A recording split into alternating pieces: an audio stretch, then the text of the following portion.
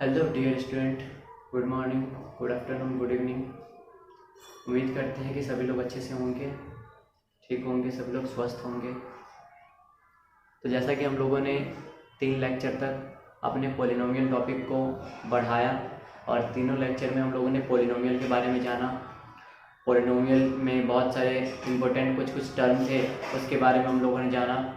और पॉलिनोमियल में हम लोगों ने एक शून्यक के बारे में पढ़ा है ना, जीरोज ऑफ अ पॉलिनोमियल। शून्यक कैसे पता लगाएंगे कि ये हमारा शून्यक है या नहीं, या फिर इसका शून्यक कैसे निकालेंगे, ये सब चीज़ हम लोगों ने तीनों लेक्चर तक देख चुका है। अब हम लोग को बात को आगे बढ़ाना है, हम लोग को टॉपिक को आगे बढ़ाना है। तो चलिए हम लोग बिना कुछ बात किए हुए अपने टॉपिक को आगे बढ़ाते हैं, ठीक है। धन्यवाद। तो ध्यान से देखते रहिएगा। आज का जो टॉपिक है हमारा, ये भी बहुत महत्वपूर्ण रहने वाला है, जो डायरेक्ट आपके बुक से ही क्वेश्चन बनेंगे। अब आज के टॉपिक में जो हम पढ़ने वाले हैं वो डायरेक्ट आपके बुक से ही क्वेश्चन बनेंगे। तो आप हर एक चीज़ को बारीकी से समझने की कोशिश कीजिएगा, कोई भी चीज़ स्किप नहीं कीजिएगा, नहीं तो फिर आपको समझ में नहीं आए। ध्यान दीजिएगा, बहुपद के शून्यकों और गुणांकों में संबंध। अब हम लोग का नेक्स्ट कॉन्सेप्ट जो है ये है, जिससे आपको डायरेक्ट बुक के क्वेश्चन बनेंगे। अब तो बहुपद के शून्यक और गुणांक में क्या संबंध होता है, हमको उस चीज़ के बारे में पढ़ना है। ध्यान दीजिए, आगे आगे आपको समझ में आ जाएगा कि क्या पढ़ रहे हैं। तो सबसे पहले हम लोग बहुपद में पढ़ते हैं रैखिक बहुपद का, है ना। रैखिक बहुपद में, रैखिक बहुपद।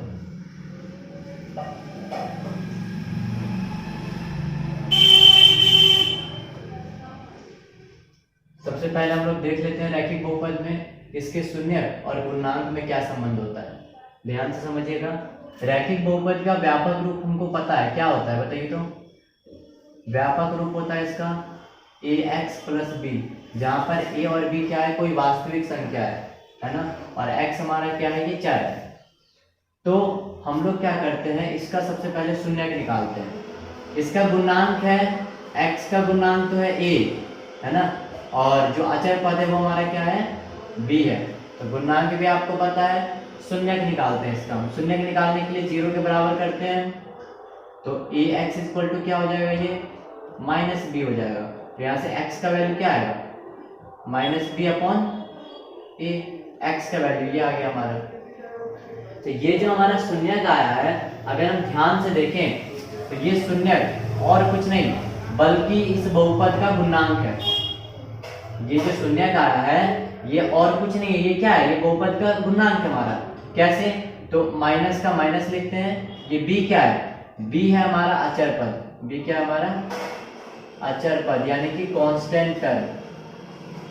और a क्या है, a है हमारा x का गुणांक। क्या है ये, x का गुणांक। तो आप देख सकते हैं यहाँ पर ये इसका शून्यक है। शून्यक और गुणांक में क्या संबंध है, ये आ चुका है।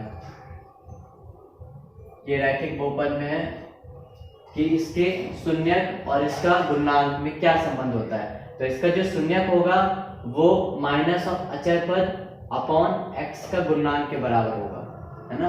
ये हमारा रैखिक बहुपद में संबंध आ गया।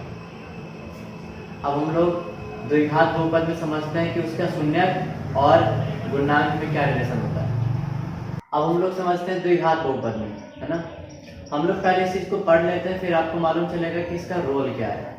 तो इसलिए आप वीडियो को स्किप ना ही करें तो बेहतर है। आप हर एक चीज को ध्यान से बस समझते जाइए, ठीक है। सबसे पहले हम लोग द्विघात बहुपद का व्यापक रूप लिख लेते हैं, ठीक है। तो आप लोग को पता होगा कि इसका व्यापक रूप जो होता है ये ax² + bx + c के रूप का होता है ना, इसी रूप का होता है ये। तो हमने द्विघात बहुपद में अपना व्यापक रूप लिख लिया, ठीक है। अब द्विघात है तो आपको पता है जितने मैक्सिमम घात होंगे उसका उतना शून्यक होगा। तो अतः हम मान लेते हैं कि माना बहुपद px के 2 शून्यक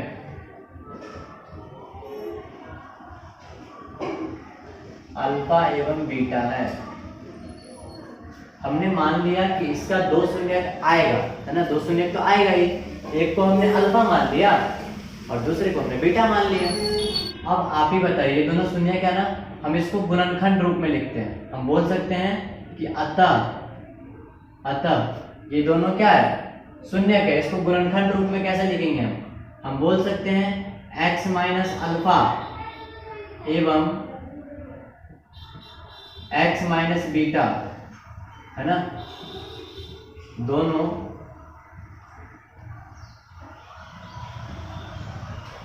बहुपद px के गुणनखंड है,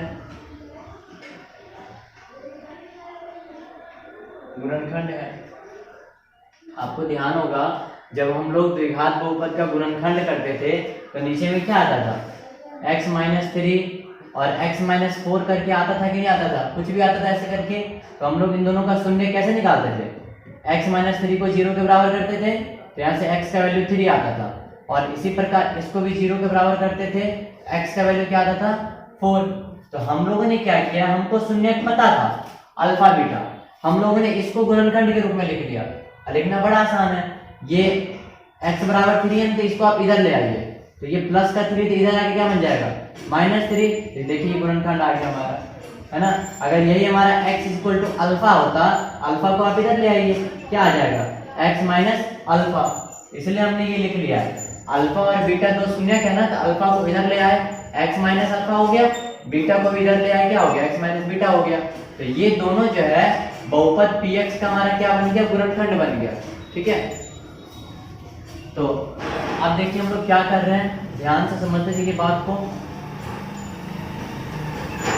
देखिए अब हम इस चीज को हम ऐसे लिख सकते हैं, अब मान लीजिए कि 6 का गुणनखंड है 2 और 3, है ना, 6 का गुणनखंड 2 और 3। तो इस अगर 2 और 3 को गुना किया जाए तो बताइए आप 6 आएगा कि नहीं आएगा, बिल्कुल आएगा। गुणनखंड का मतलब ही होता है उन दोनों को गुना के रूप में लिखना, और उन दोनों को गुना करेंगे तो उसका जो बहुपद है वो आएगा ही आएगा। तो हमने जो इसका ये दोनों गुणनखंड लिखा है, तो अगर इन दोनों को गुना करें तो ये चीज आएगा या नहीं आएगा, आएगा ना, क्योंकि ये दोनों जो है इसी का गुणनखंड है। तो इन दोनों को अगर गुना करेंगे तो ये चीज आएगा ही, तो हम वही चीज लिख लेते हैं। जैसे हम लोगों ने यहाँ पे लिखा ना 6 का गुणनखंड 2 3 है, तो 2 3 को गुना करेंगे तो 6 तो आएगा ही आएगा, वैसे ही हम इस चीज को भी लिख रहे हैं। इसलिए ax² plus bx plus c, ये जो गुणनखंड है ये इन दोनों के गुना करने पर आएगा x minus alpha x minus beta. अब हम लोग अब इन दोनों को गुना कर भी दें तो a आएगा क्या, नहीं आएगा। तो a के बैलेंस के लिए हम लोग क्या करते हैं, a से हम गुना कर देते हैं, ठीक है, ताकि a आ जाए इसमें, क्योंकि गुना करेंगे तो ये तो नहीं आएगा। इस कोएफिशिएंट लाने के लिए हम लोगों ने a से गुना कर दिया इसको। अब ध्यान दीजिए हम लोग क्या करते हैं, इसका गुना करते हैं, ठीक है, a तो a ही आएगा। अब गुना करने आता होगा सबको, हम लोग क्या करेंगे, पहले इस x को इन दोनों से गुना कर लेते हैं, x का इन दोनों से गुना x माइनस बीटा, और फिर माइनस अल्फा का गुना कर लेते हैं इन दोनों से, x माइनस बीटा। बताइए क्या आ गया, ये a का a आया, x का गुना x², x और बीटा का गुना माइनस का x बीटा, फिर ये माइनस अल्फा x का गुना माइनस का x अल्फा, और ये माइनस माइनस प्लस का अल्फा बीटा आ गया। a का a होगा, ये x²। अब इन दोनों में क्या कॉमन आ रहा है, माइनस भी दोनों में है और x भी दोनों में है, तो माइनस का हम x कॉमन ले लेते हैं, क्या बच गया इसमें, बीटा प्लस अल्फा बच गया, इसको सीधा करके लिख लेते हैं, ठीक है। ये हो जाएगा अल्फा प्लस बीटा, आता बीटा प्लस अल्फा, लेकिन हम लोगों ने क्या लिख लिया, अल्फा प्लस बीटा लिख सकते हैं हम लोग, और ये हो गया प्लस का अल्फा बीटा। तो ध्यान दीजिए ये क्या आ गया, अब a से यदि हम गुना करते हैं इसमें तो ये हो जाएगा ax², है ना, माइनस ये हो जाएगा ax alpha plus beta, plus फिर a से इसका भी गुना करते तो क्या हो जाएगा a अल्फा बीटा, है ना। और इसके बराबर में क्या दिया था, ये सब में है, यहाँ पे लिख लेते डायरेक्ट हम, है ना। ये क्या था हमारा ax² plus bx plus c। हम लोग अपना रिलेशन निकाल रहे हैं, संबंध निकाल रहे हैं शून्य और गुणनांक में, इसके लिए हमें ये प्रोसेस करना पड़ा है। फाइनली हम लोग यहाँ तक पहुँच चुके हैं, ठीक है। अब देखिए, अब हम लोग क्या करते हैं, कंपेयर करते हैं ना। यहाँ भी 3 टर्म है, 1 2 3, और यहाँ भी 3 टर्म है, 1 2 3। अब हम लोग को कंपेयर करना है, तो फर्स्ट टर्म तो बराबर ही दिख रहा है हमको, कंपेयर करके कोई फायदा है नहीं। सेकेंड टर्म को हम कंपेयर करते हैं। अगर हम दोनों तरफ कंपेयर करें तो क्या दिखेगा बताइए, bx इक्वल टू क्या आएगा, bx इक्वल टू, bx को कंपेयर करें तो क्या आएगा, minus a x alpha plus beta, minus a x alpha plus beta. कोई कट रहा है दोनों तरफ, हाँ, x और x कैंसिल हो गया, ठीक है। अब आप क्या करिए, माइनस ए को इधर लेकर के आइए, ये गुना में आना तो बट्टा में आएगा, माइनस बी, और ये ए बट्टा में आएगा, बराबर क्या बच गया, अल्फा प्लस बीटा। आ गया हमारा संबंध। ये कुछ दिया नहीं है, ये क्या दिया है ध्यान से देखिए। ये दोनों क्या था हमारा, अल्फा बीटा शून्यक था, अल्फा बीटा क्या था हमारा, शून्यक था, ठीक है। तो ये अल्फा और बीटा का योग है, इसको हम बोल सकते हैं, ये दिया है हमारा शून्यकों का योग। क्या दिया है ये हमारा, शून्यकों का योग दिया है हमारा, ये है ना। और ये क्या है, ये b और a, ये हमारा गुणांक है। b और a किस किस का गुणांक है बताइए, ये माइनस का तो माइनस लिखेंगे, b किसका गुणांक है, b ये x का गुणांक है ना। b किसका गुणांक है हमारा, ये हमारा x का गुणांक, ठीक है। b हमारा है x का गुणांक, और a क्या है, a हमारा किसका गुणांक है, x स्क्वायर का। तो ये लिख सकते हैं x स्क्वायर का गुणांक।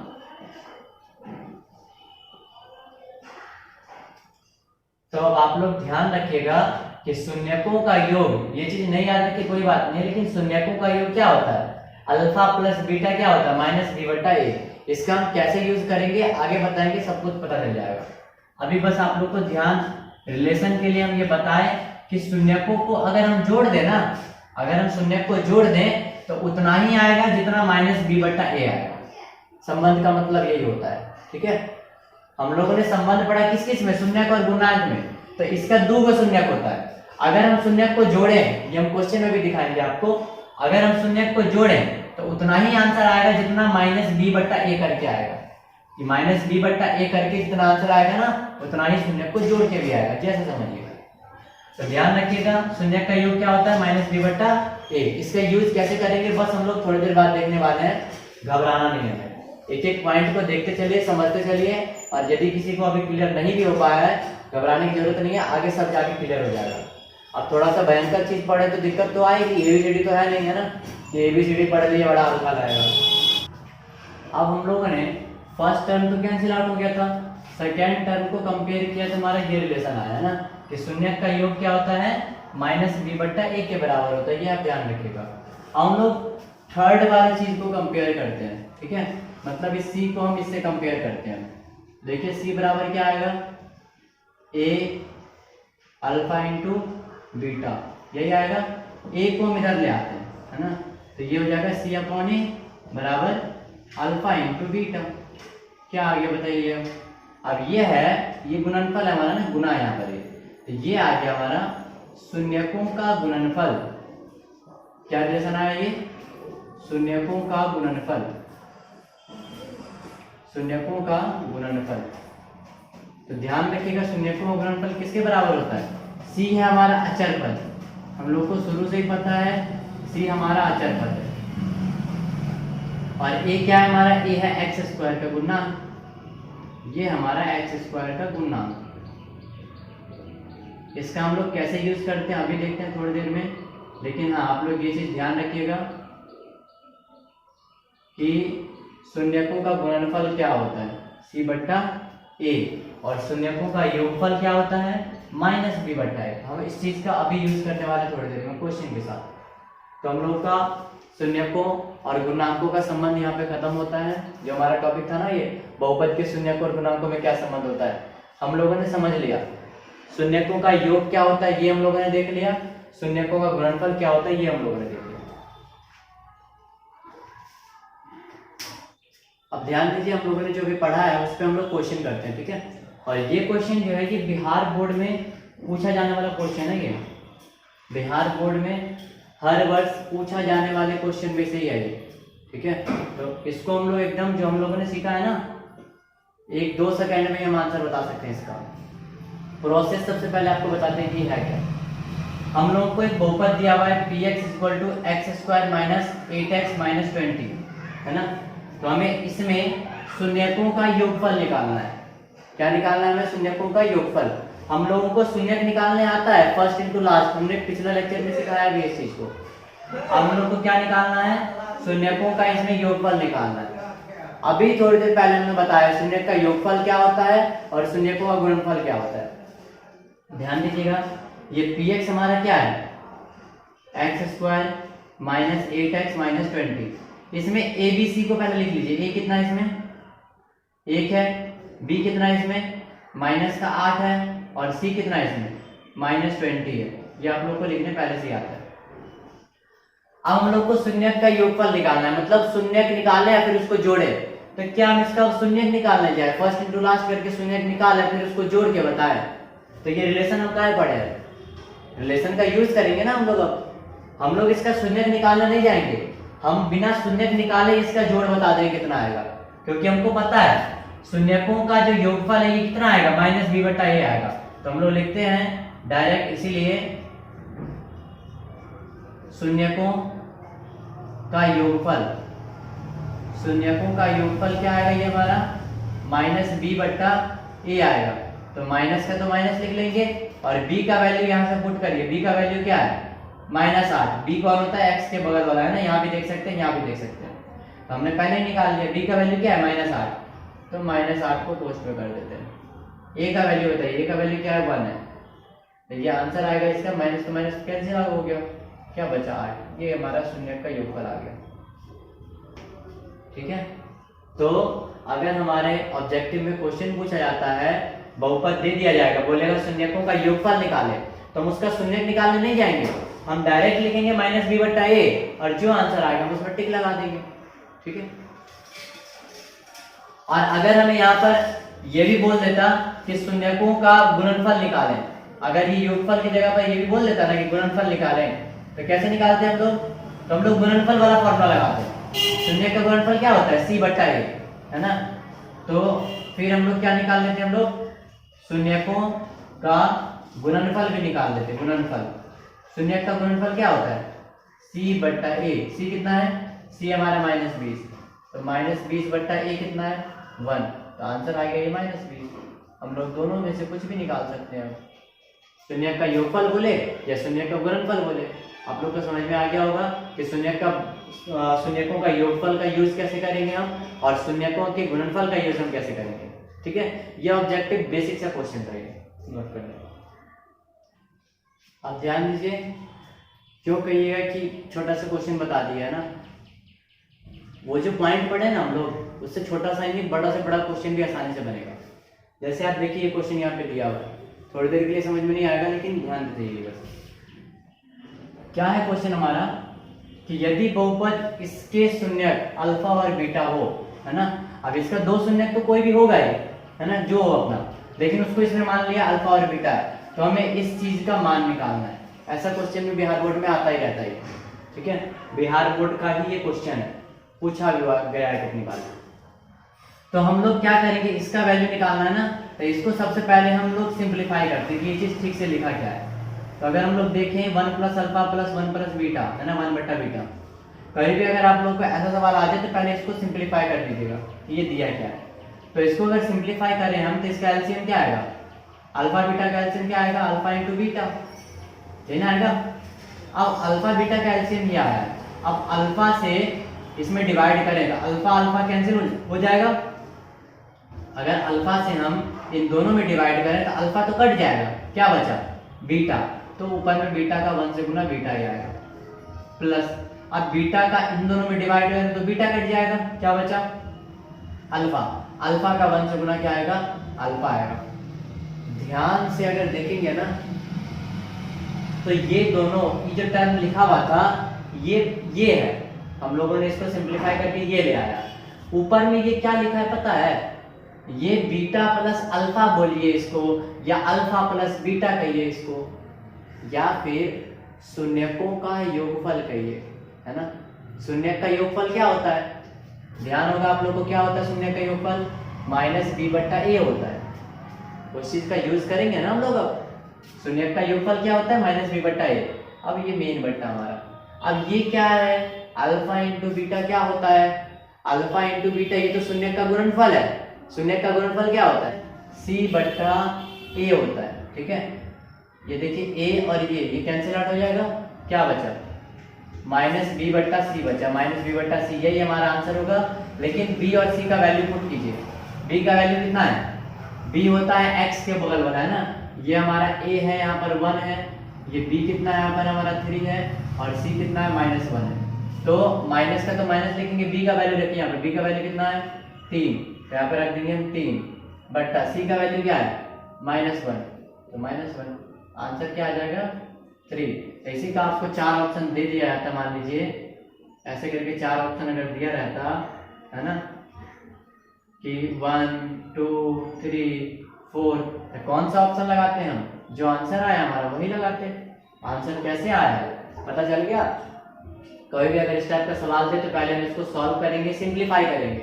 अल्फा प्लस बीटा मतलब शून्यक का योग या शून्यक का गुणनफल, इस टाइप में हम उसको बनाएंगे। फिर हम वैल्यू पुट कर लेंगे और ये वैल्यू हम यहाँ से ले लेंगे, ABC का वैल्यू कितना है, आंसर आ जाएगा हमारा। ठीक है, हम लोगों ने एक बढ़िया क्वेश्चन को भी देख लिया। आप लोग बस ऐसे ही सपोर्ट बना के रखिए, हम एक से एक बेहतरीन क्वेश्चन को हम यहीं पे रख देंगे, है ना, ताकि आप लोग को ऑनलाइन पढ़ने में भी कोई परेशानी ना आए और किसी भी लेवल का सवाल आप लोग कर पाइएगा।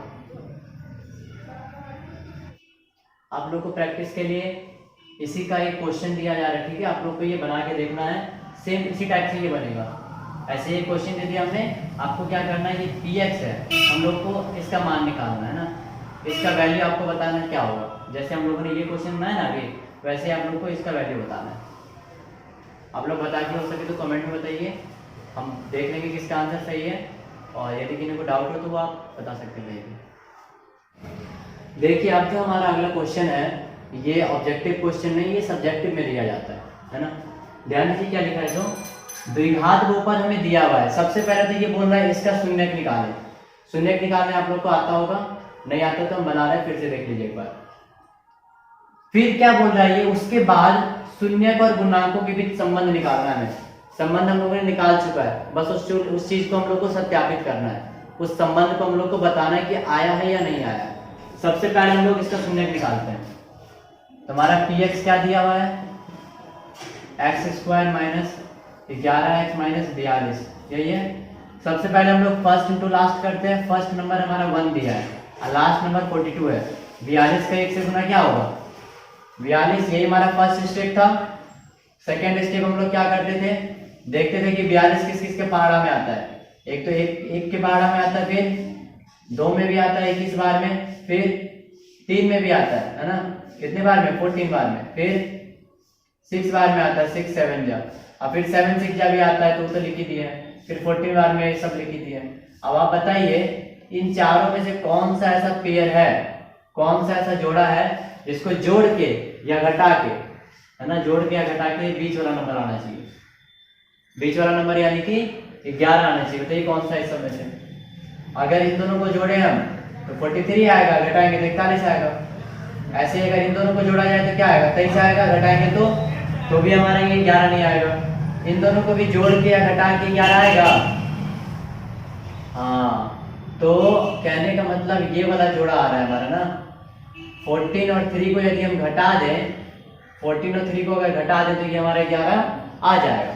तो हम लोग वही करते हैं। अब इसको तो सेम टू सेम लिखेंगे, माइनस का भी माइनस लिखेंगे, और इस 11 को हम क्या लिखेंगे, पोस्ट दे करके ना, 14 - 3 देंगे तो नहीं 11 आएगा।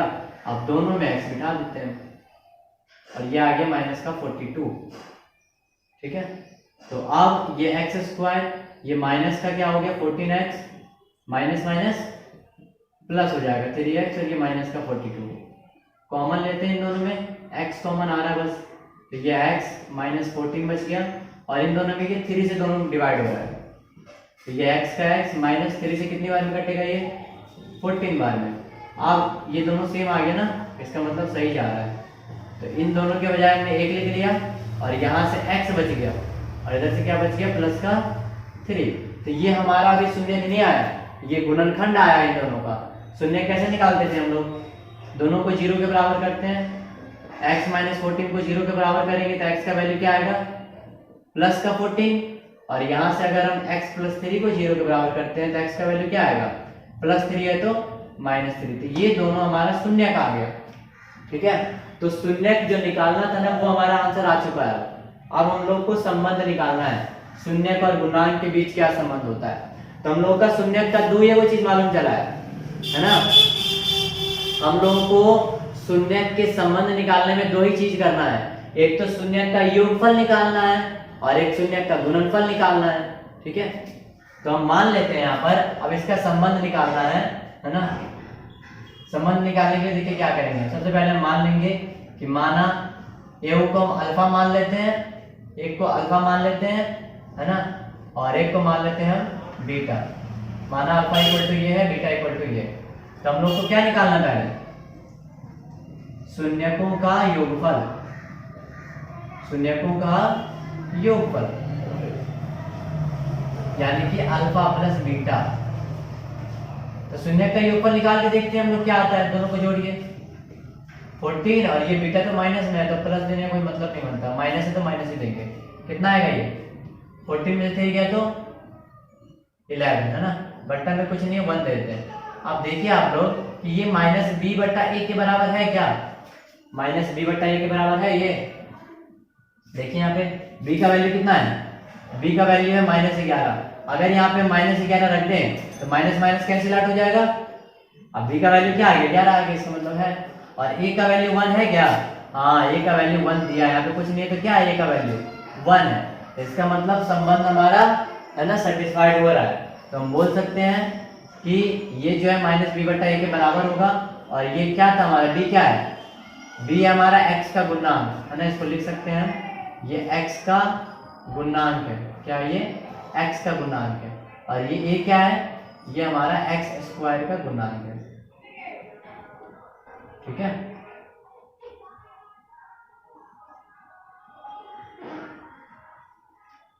तो हम लोगों ने क्या देख लिया कि शून्यकों का योगफल जो है ये हमारा माइनस बी बट्टा ए के बराबर है ना। एक और चीज देख लेते हैं हम लोग, क्या शून्यकों का गुणनफल क्या होता है ना। शून्यकों का गुणनफल मतलब शून्य का गुना करके देखते हैं हम लोग, यानी कि अल्फा इंटू बीटा। तो बताइए दोनों का गुना करके शून्य का गुणनफल क्या आता है, 40 इंटू -3 क्या आएगा ये माइनस का 42 है ना। बट्टा में क्या लिख सकते हैं 1 लिख सकते हैं, कोई प्रॉब्लम नहीं है। तो ये देखिए c बट्टा a के बराबर है या नहीं, c का वैल्यू -42 है वहां पे, हाँ जी है। तो c का वैल्यू क्या है -42 है और a का वैल्यू 1 है। तो यही तो है हमारा शून्य और गुणांकों में संबंध। आ रहा है कि नहीं आ रहा है ये, तो हम इसको भी लिख सकते हैं कि c हमारा अचर पद है, c हमारा क्या है ये अचर पद है, और a तो हमारा शुरू से ही पता है ये x स्क्वायर का गुणांक होता है ये।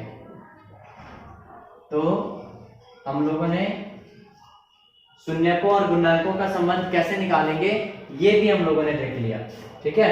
उन दोनों को जोड़ के देखे कितना आया 11 आया, जो माइनस बी बट्टा ए के बराबर है ना, यानी कि माइनस एक्स का गुणांक बट्टा एक्स स्क्वायर के गुणांक के बराबर है।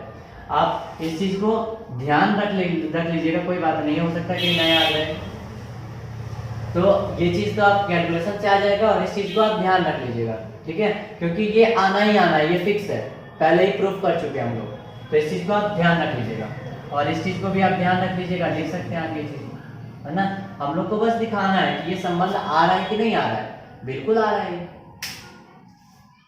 तो हो गया हमारा संबंध। आप लोग अच्छे से इस चीज को नोट कर लीजिए, नोट बनाना बहुत जरूरी है, कॉपी में लिखना बहुत जरूरी है। सिर्फ देखने से ये टीवी का मूवी नहीं है ना, पढ़ाई है, इसको जब तक आप लिखिएगा नहीं समझ में कमी आएगा, लिख के आपको और बेहतर ढंग से पता चलेगा। तो आप लोग लिखते जाइए, पॉज करके उस चीज को लिखते जाइए, नोट करते जाइए। जो स्टूडेंट भारतीय वन बनाते होंगे वो भारतीय वन में जाके देखेंगे कि ऐसा क्वेश्चन अगर कहीं लिखा हो कि शून्यक निकालें और शून्यक और गुणांकों में संबंध स्थापित करें, तो आप उस सवालों को ऐसे ही बना सकते हैं, ठीक है। तो आप इसको देखने के बाद आप लोग अपना सवाल जरूर बनाइएगा, क्योंकि मैथ प्रैक्टिस की चीज़ है। जब तक आप प्रैक्टिस नहीं कीजिएगा तो हम क्या, कोई भी आके अगर आपको मैथ पढ़ा देंगे, आप मैथ में कभी भी हीरो नहीं बन सकते हैं, है ना। अब अगर आप लोग को मैथ में हीरो बनना है तो लेक्चर देख करके आप लोग मैथ का क्वेश्चन बनाने का सवाल कीजिए भी, और यदि आपको कोई डाउट आता है तो आप उस क्वेश्चन को हमें भेज सकते हैं।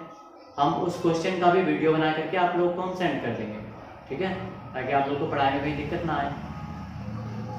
स्टूडेंट के लिए तो हम एनी टाइम तैयार है ना, स्टूडेंट के लिए हम एनी टाइम तैयार है। चलिए एक और एग्जांपल लेते हैं, एकदम खतरनाक वाला है ना, देखने में ही बस खतरनाक लगेगा, है कुछ भी नहीं है। x² - 4। अब उतना डिटेल में क्वेश्चन लिखने जा रहे हैं। हम लोगों को इसका शून्यक निकालना है। फर्स्ट चीज क्या निकालना है हमें, शून्यक निकालना है ना, और सेकेंड चीज जो है वो हमें संबंध स्थापित करना है। सेम क्वेश्चन है जैसा हम लोगों ने इससे पहला वाला क्वेश्चन किया था, सेम क्वेश्चन है। तो इसका पहले हम लोग शून्यक निकालेंगे, फिर संबंध निकालेंगे, ठीक है। खतरनाक इसलिए बोले हैं क्योंकि यहाँ पे दो ही टर्म दिया, देखने में खतरनाक लग रहा होगा, है कुछ भी नहीं। आपको पता है ये दो टर्म क्यों दिया हुआ है, तीसरा टर्म इसमें से कौन सा गायब है बताइए यार। x² वाला तो दिया है ना, x वाला टर्म नहीं दिया हुआ है। ससुरा भाग गया कहीं लग रहा है हमको, है ना। ठीक है कोई बात नहीं है, x वाला टर्म नहीं दिया है। तो हमारा जो अगला क्वेश्चन है ये क्या है, x² - 4, ये हमारा बहुपद है। ये क्या है हमारा, ये बहुपद है ना, द्विघाते बहुपद है ये भी। एक टर्म यहाँ पर गायब है, ये मत सोचिएगा द्विघात नहीं है, ये दो घात है इसलिए द्विघात है। अब हमको क्वेश्चन क्या बोल रहा है, फर्स्ट चीज हमको शून्यक निकालना है और सेकंड चीज हमको संबंध निकालना है, ठीक है। डिटेल में क्वेश्चन लिख रहे हैं हम, वैसे ही समझिए। पहला चीज हमको शून्यक निकालना है, दूसरा चीज हमको संबंध निकालना है। तो आइए एक और क्वेश्चन को हम लोग बनाते हैं। तो हमने बताया था इससे पहले वाले लेक्चर जहाँ पढ़ाए थे वहां पे हम लोगों ने जो गुणनखंड किया था, 3 वाले का भी किया था, 2 वाले का भी हमने बताया था कि अगर 2 वाले का गुणनखंड बोल दे तो आप फर्स्ट टू लास्ट करने मत जाइए, आप सीधा क्या कीजिए, इसको 0 के बराबर करिए ना, आपका गुणनखंड आ जाएगा। तो ये x² बराबर क्या आया, -4 है तो +4 आया। और हमने बताया था कि स्क्वायर हटेगा तो एक चीज तो इस पर रूट आ जाएगा और दूसरा चीज प्लस माइनस भी आ जाएगा। पहले लेक्चर में हमने बताया हुआ है ये चीज।